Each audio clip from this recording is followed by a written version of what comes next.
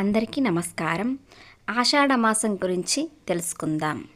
ఆషాఢ మాసం అనగానే గుర్తొచ్చేది గోరింటాకు శూన్యమాసం మొదలవ్వగానే మగువ చేతికి గోరింటాకు పెట్టుకుంటారు. అసలు ఆషాఢంలో గోరింటాకు ఎందుకు పెట్టుకుంటారు? ఈ మాసం పెళ్ళిళ్ళు ఎందుకు చెయ్యరు? కొత్తగా పెళ్ళైన వారు ఆడపిల్లలు ఈ నెలలో పుట్టింటికి ఎందుకు వెళ్తారు అనే విషయాలు తెలుసుకుందాం. అంతకన్నా ముందు మన ఛానల్ని లైక్ చేయండి, షేర్ చేయండి, సబ్స్క్రైబ్ చేయండి.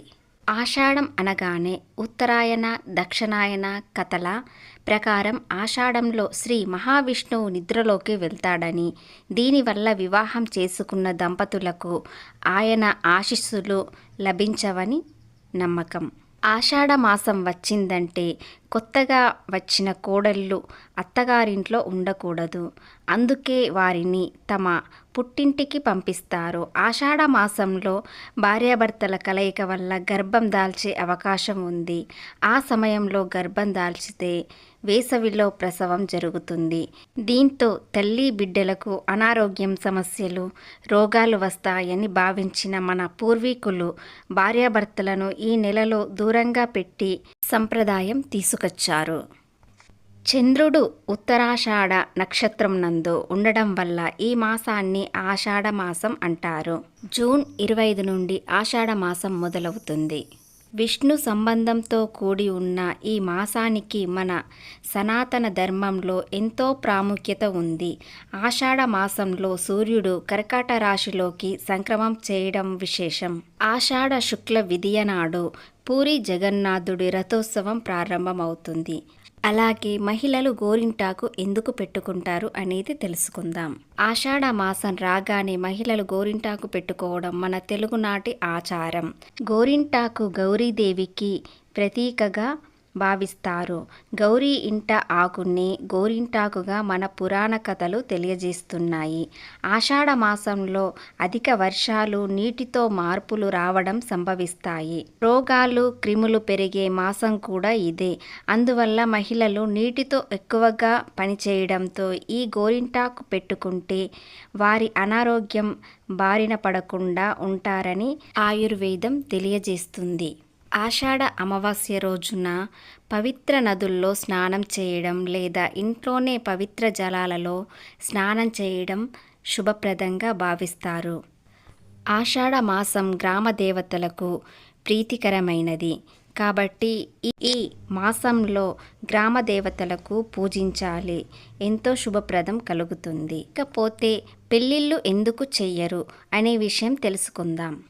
ఆషాఢంలో సప్తధాతువులు సరిగా పని చేయకపోవడం, వర్షాలు కురవడం, పొలం పనులు అధికంగా ఉండడం, ప్రత్యేకించి శూన్యమాసం కావడంతో పాటు దీక్షకు సంబంధించిన మాసం కావడం వల్ల ఆషాఢంలో గర్భధారణకు అనుకూలమైన మాసం కాదని పురాణాలు పేర్కొన్నాయి. అందువల్ల ఈ మాసంలో పెళ్ళిళ్ళు చేయరు. అంతేకాకుండా కొత్తగా పెళ్ళైన వారిని కూడా దూరంగా ఉంచుతారు. అలాగే ఈ ఆషాఢ మాసంలో ఈ 5 పనులు చేస్తే జీవితం అంతా సంతోషంగా ఉంటుంది. ఈ మాసంలో శివుడు, విష్ణువుల ఆరాధనకు కీలకమైన మాసంగా వేద పండితులు చెబుతున్నారు. ఈ మాసంలో చేసే పూజలు, ఉపవాసాలు, దాన ధర్మాలు శుభ ఫలితాలను ఇస్తాయి. పుణ్యఫలం, మోక్షప్రాప్తి కోసం ఈ ఆషాఢ మాసంలో తీసుకోవలసిన చర్యలు ఏమిటో తెలుసుకుందాం. ఆషాఢ మాసం పూజకు, ఉపవాసాలకు ఎంతో శ్రేష్టమైనది.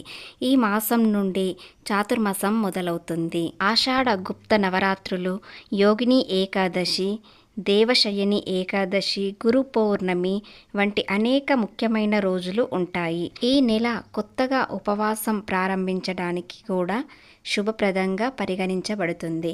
ఈ మాసంలో ఉసిరి, ఉప్పుడు, గొడుగు మొదలైనవి పేదలకు దానం చేయడం వల్ల ఎంతో పుణ్యం లభిస్తుంది. ఈ సామర్థ్యాన్ని బట్టి దేనినైనా దానం చేస్తే శుభం కలుగుతుంది. ఈ మాసంలో ఇంట్లో తప్పనిసరిగా హోమం చేయించుకోవాలి. ఈ మాసంలో లక్ష్మీదేవి అనుగ్రహాన్ని పొందేందుకు కూడా ప్రయోజకరంగా పరిగణించబడుతుంది. ఈ నెల మొత్తం సాయంత్రం ఇంటి ఈశాన్య మూలలో నెయ్యి దీపాన్ని వెలిగించండి. లక్ష్మీదేవి అనుగ్రహం వల్ల ఇంట్లో ఐశ్వర్యం సంపద వస్తుంది. అలాగే ఆషాఢ మాసంలో మొదటి 9 రోజులు వారాహి అమ్మవారిని పూజించడం మంచిది. వారాహి దేవిని ఈ మాసంలో పూజించిన వారికి బాధలు నశించి శత్రువులపై విజయం కలుగుతుంది. చాతుర్మాసం కూడా ఈ నెలలోనే ప్రారంభమవుతుంది. పురాణాల ప్రకారం ఈ కాలంలో శ్రీ మహావిష్ణువు 4 నెలల పాటు విశ్రాంతి తీసుకుంటాడు. అందుకే ఈ కాలంలో శుభకార్యాలు చేయడాన్ని నిషేధించారు.